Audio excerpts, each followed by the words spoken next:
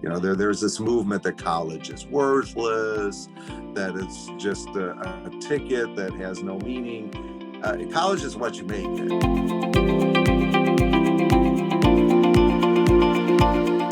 Hi, my name is Karina from Academic Influence, and I'm here with Dr. Rojstaczer, and he wrote a book that is particularly to higher education, and so we're going to talk about how you came to write that book and what it means for students specifically, or people my age who are either about to go to college or already in college. So let's start with how you came to write this book.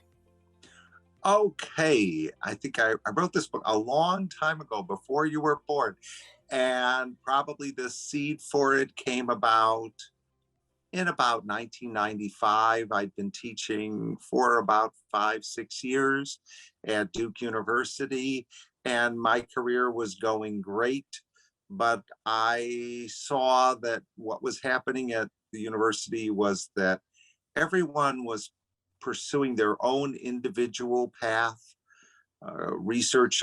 Professors were pursuing this research path to try to get accolades, not from within the university, but outside the university, their research colleagues at other universities around the world.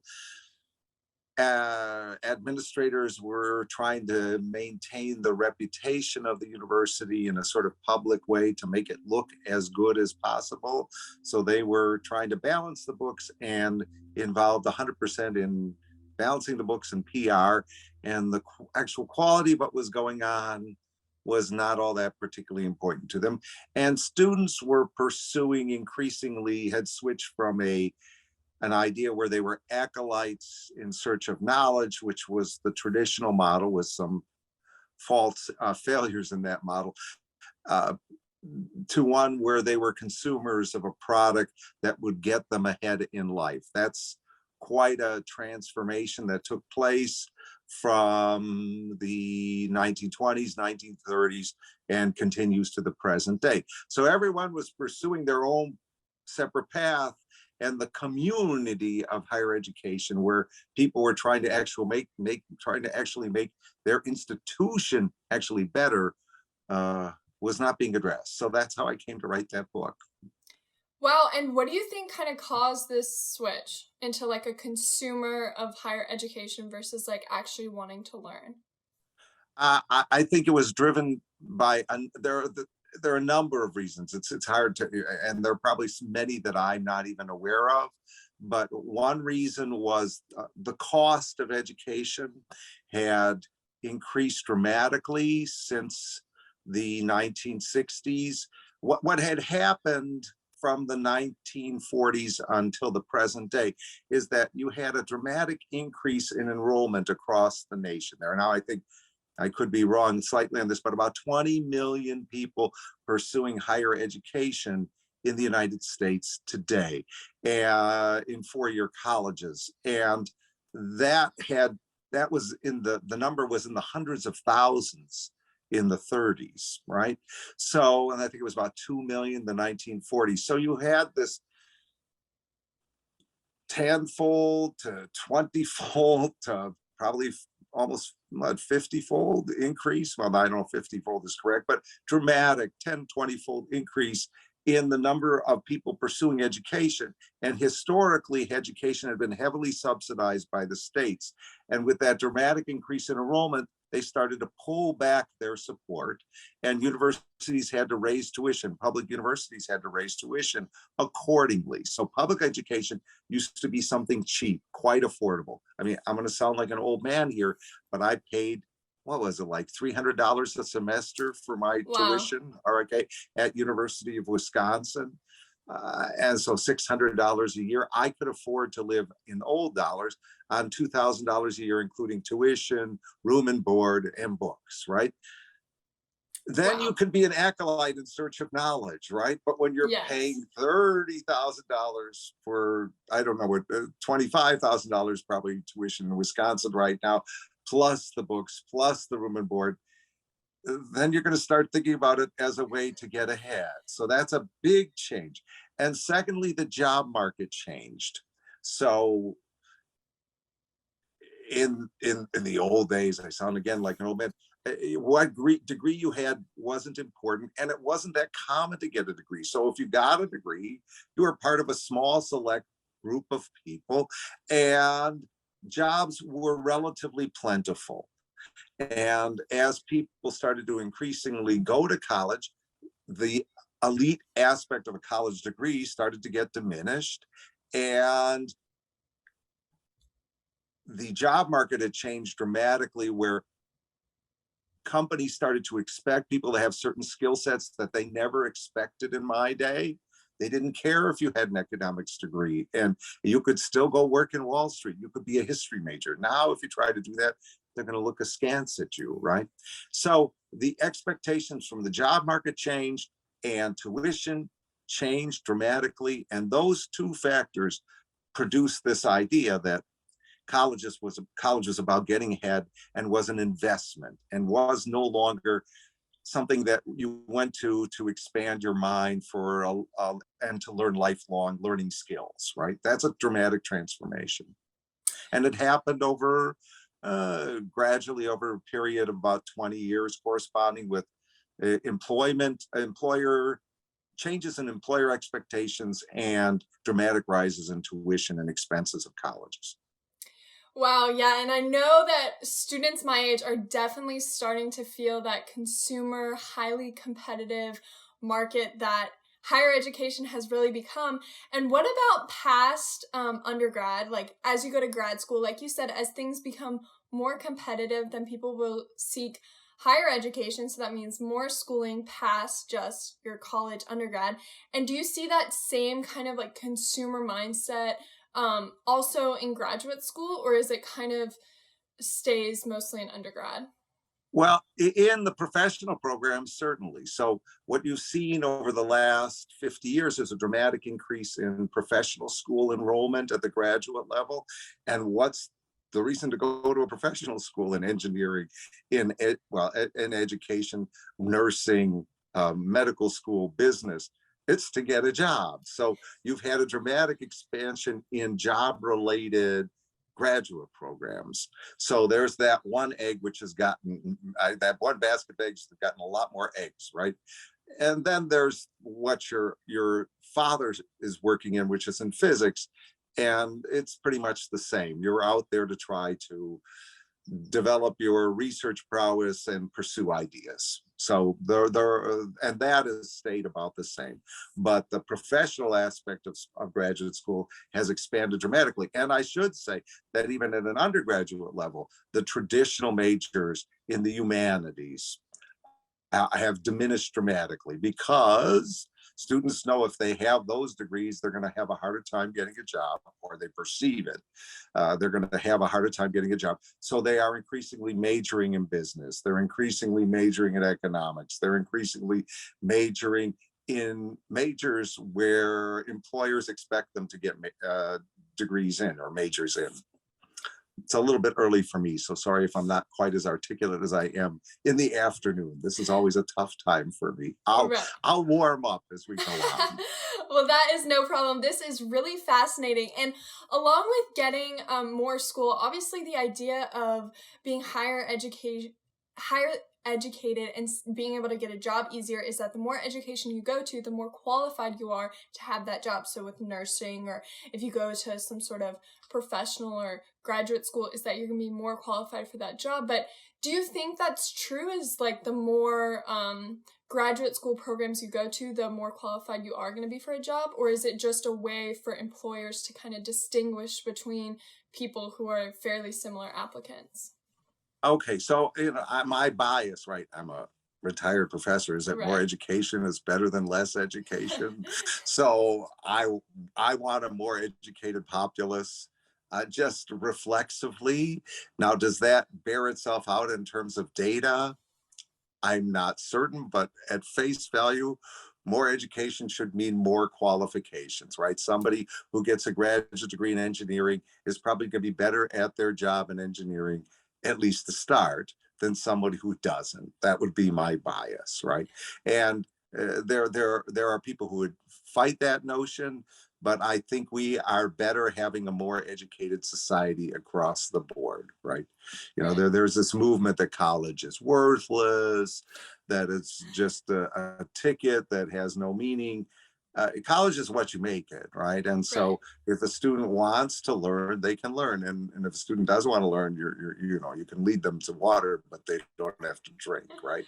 On Yes. the whole, though, I think the country benefits in terms of economic competitiveness. And actually, there was a book by two Harvard professors who are married, and I'm going to forget their name and forget the title of the book, but it came out several years ago, showing how the increase in education in America that took place 20 over the 20th century uh, increased dramatically the economic competitiveness of this country. So more education on the whole is better than less education, both in terms of your own personal development and for the nation. So I think it's actually, if people don't like to use the word patriotic, I do. Well, because people use patriotic because usually they're way, way on the right wing and they're not really patriotic. But I'm using it in the traditional sense. It's the patriotic thing to do. It's good for you. It's good for the country. Yes, definitely. And I And definitely it's would. expensive. Yeah. Yes, yeah, it is expensive. And yes, I definitely would not go so far to say that college is worthless. And I'm sure you would not either as a university professor. But some people might argue that after years and years of education, at some point you have to get out into the workforce and actually put it to use. So if we do see this continuing trend of more education, some people might ask, well, where do we draw the line of this is how far you go before you can actually put your degree to use. So PhD. I don't want to see anything past PhD. okay, Okay. okay, that's the line we can draw. Then is PhD. Right. And an MBA. I don't really want to see anything bad. And a JD. I guess there are higher degrees you can get in business programs. I'm going to show my ignorance, and in law programs. But you attain a certain level. That's all you need. With a Okay. bachelor's degree, you're not going to practice law, right? You need a JD Mm-hmm. and you need to pass the bar. Actually, I think in California, it still is. It still may be possible to pass the bar without getting a law degree. But there are very few states where that's the case, right? You can. I think in California, it's theoretically still possible to become a lawyer by simply passing the bar. It was at least 20 years ago. I don't know if it's true today. Yeah, Wow, that is but that's so rare. interesting. Yeah, of Yeah, so if course. you want to be a lawyer and you don't want to go to college or law school, if it's still true, come to California. You can become a lawyer. You may not get employment because you won't have the degree. Yeah. So, what are your thoughts on that? If somebody were to, without going to law school, take the bar exam, pass with, let's say, flying colors, I mean, obviously, that would be Then they're a extremely genius. difficult. I would hire them at a New York Minute. Okay. Okay. I'm all for it. If someone has that kind of initiative, they must be special beyond special because they would have to learn all of the laws, essentially learn virtually the essence of a law degree on their own. Talk about initiative. That's just off the charts. Yeah. I would hire that person in a New York Minute. That would be amazing. Yeah. So if you Well, do that, I will retain you as my personal lawyer. How's that? okay, yeah. That sounds pretty good, but on a realistic note, a lot of universities are publishing virtual recordings of their lectures. So if a student couldn't afford law school, they could theoretically go watch the lectures, learn it on their own, like you said, take that initiative and pass that bar exam, which is it's pretty impressive. It would be incredibly impressive. Okay. I mean, Yes. I note that I did not want to take chemistry in college, not because I thought it was hard, but because I am terrible in the lab. I'm so absent-minded that I would end up breaking glasses and probably needing stitches.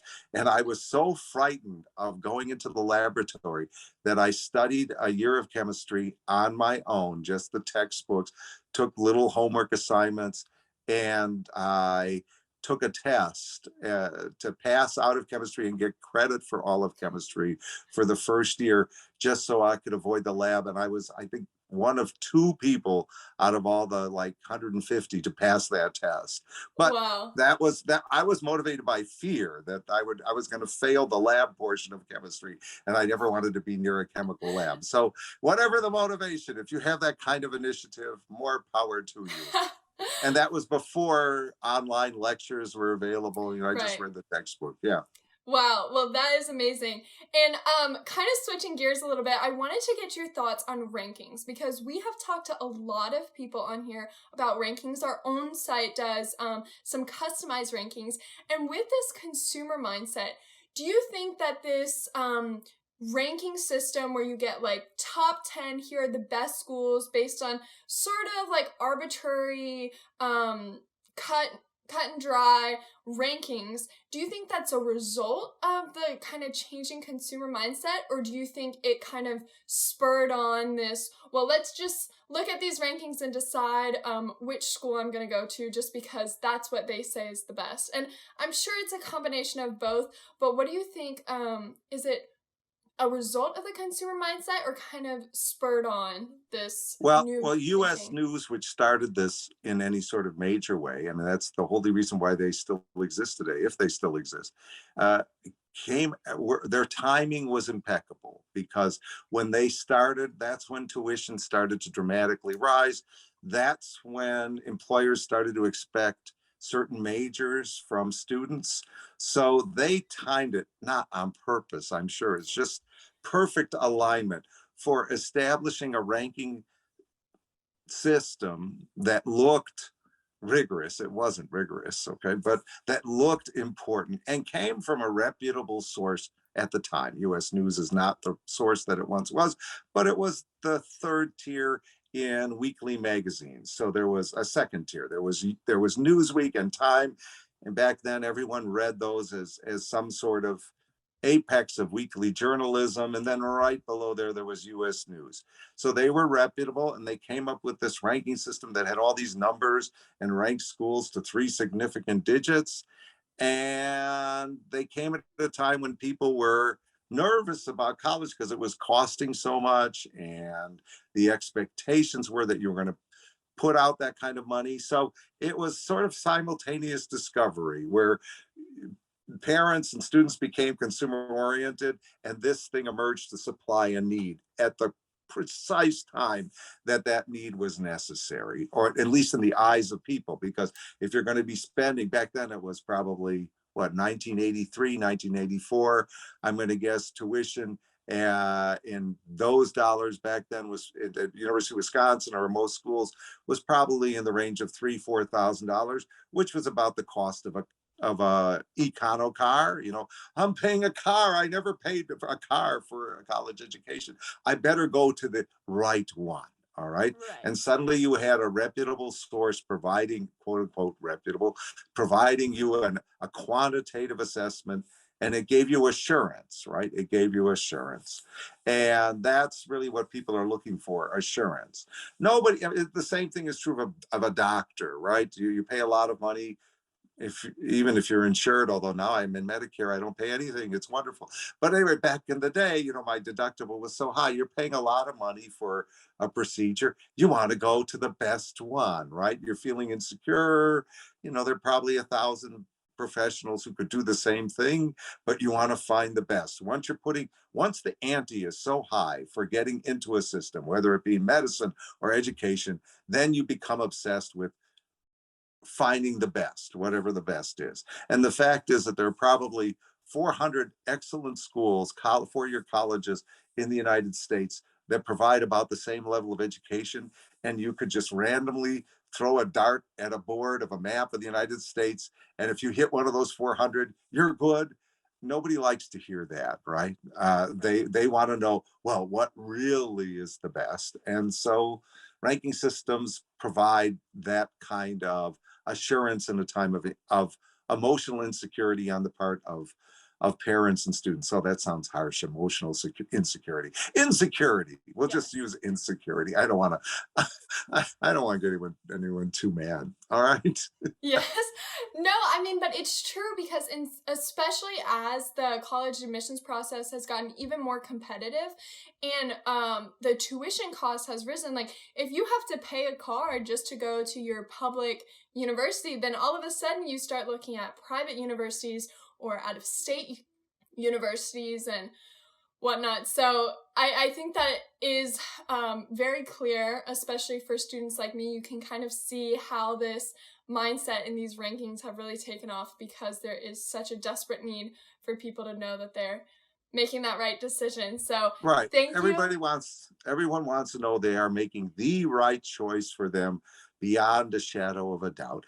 And the fact is that back in the day, you really didn't think about that many choices. I mean, I applied to 2 schools. That was it. Okay, 2 schools. And they were both close by because I didn't want to be far from my parents, right? One was the local commuter school and the other one was a whole 70 miles away. It seems scary. But nowadays, people are much more mobile.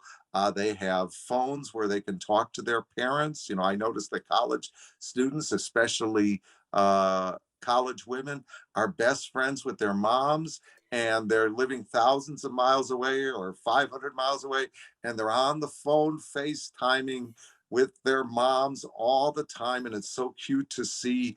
That wasn't possible back then, and people didn't take planes. I didn't fly a plane until I was 13 years old, and it was scary. You know, now people routinely fly planes, so we're much more mobile physically, and we're much more mobile in terms of electronically, and that allows people to think of not just 2 schools, the one 2 miles away from your home and the one 70 miles away from your home, but like, you know, hundreds of schools are possible. And then if you have the idea that hundreds of schools are possible, then you really do want to pick the right one. Whereas back in my day, again, sounding old, I didn't think about what was the best. I said, okay, here are 2, right? It's the same with dating. You know, you go to these dating apps, right? There are millions of people. So people obsess on trying to find the right one, right? And, you know, the fact is that, you know, when I look back, and I've been happily married for 43 years, there were probably 100 women around my age who met my criteria in my region. That was it. And I picked one that I fell in love with. That was perfectly fine. So the truth is that every one of the people who applies to school today could pick 3 schools that are local to their region, and they would have an opportunity to have an excellent education. But they don't perceive that, right? Because those opportunities exist, and they feel like, we have to do it. We have to look at all 400. I would say that's a fallacy, but I'm not going to try to convince people of otherwise. I've tried. I've been unsuccessful. All right. So my Yes. advice would be draw a map, 100-mile radius within your hometown, and pick 3 schools and be done with it. No one wants to listen to my advice. Okay. And by the way, I do have a ranking system of my own that is world renowned, that was praised in Le Monde, in the French newspaper. Actually was rankyourcollege.com, and you can look it up. It's a random ranking generator is what it is. It randomly ranks schools. You press a button and it ranks them differently. Okay. Wow. Well, we will link that down below. Okay, rankyourcollege.com. I think it's still around. I think I created it in 2002, and I spent the $14.95 per year to keep it active. Wow, that's awesome. But no, I think that is great advice for students, especially if they're overwhelmed by the amount of choices or making a decision, is that really there are so many schools out there that you could be perfectly happy about. And like you said at the beginning of this interview, college is really what you make out of it. It's not so much where you go, because I think come fall, first semester, wherever you are, you're really going to be happy if you strive to make it a good experience. So thank you so much for taking the time to talk with me. It was really a pleasure getting to talk to you. And yeah, I hope this helped a lot of students. So thank you. I hope so too. Thank you. It's been a pleasure.